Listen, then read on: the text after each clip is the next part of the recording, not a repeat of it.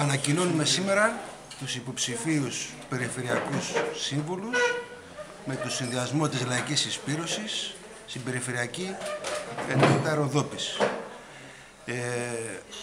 Υποψήφιος αντιπεριφερειάρχης Περιφερειακής Ενότητας Ροδόπης είναι ο Βαργεμίδης Νικόλαος, με υποψηφίους περιφερειακούς συμβούλους τους Αλή Πεχλεβάν Ερχάν Χουσεΐν, εργαζόμενος σπουδαστής στα ΕΠΑΛ Κομοτηνής, 22 χρονών από τον Κιόχρο.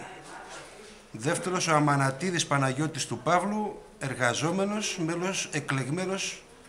μέλος του Διοικητικού Συμβουλίου του Εργατικού Κέντρου Κομοτηνής, 33 χρονών. Η Κακουλίδου η Σοφία, γεωλόγος ελεύθερος επαγγελματίας, μέλος του Διοικητικού Συμβουλίου του Συλλόγου Γυναικών Ροδόπης, παράρτημα ΟΓΕ. Η Καλάνη Αρετή του Χριστόδουλου, άνεργη ιδιωτική υπάλληλος, 48 χρόνια από την Κομοτηνή. Ο Κελές Χασάν Χουσεΐν του Μεμέτ, αγροκτηνοτρόφος από την Οργάνη. Ο Πάλης Θεόδωρος του Παναγιώτη, κτηνοτρόφος από την Κροβίλη Σαπών.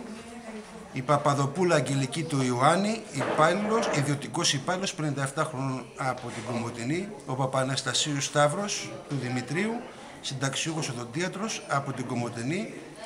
Ο Σπορίκης Παναγιώτης του Θεοδόρου, οδοντίατρος από τον Ίασμο. Ο Ταχσίν Ιξάν του Αχμέτ, μηχανουργός από τον Πολύαρθρο της Ροδόπης. Ο Τίος Ζαχαρίας του Χαράλαμπου, συνταξιούχος τραπεζοϊπάλληλος από την Κομοτηνή. Η Φακυρίδου Γεωργία του Δημητρίου, συνταξιούχος δικηγόρος, πρόεδρος του Συλλόγου Γυναικών Ροδόπης και μέλος του Διοικητικού Συμβουλίου της Ομοσπονδίας Γυναικών Ελλάδος.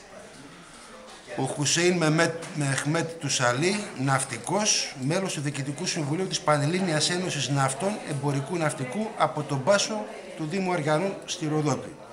Και ο Χριστίδης Στέφανος του Αθανασίου από τη Νέα Γκαλίστη, γραμματέας του Αγροτικού Συλλόγου Νέας Γκαλίστης.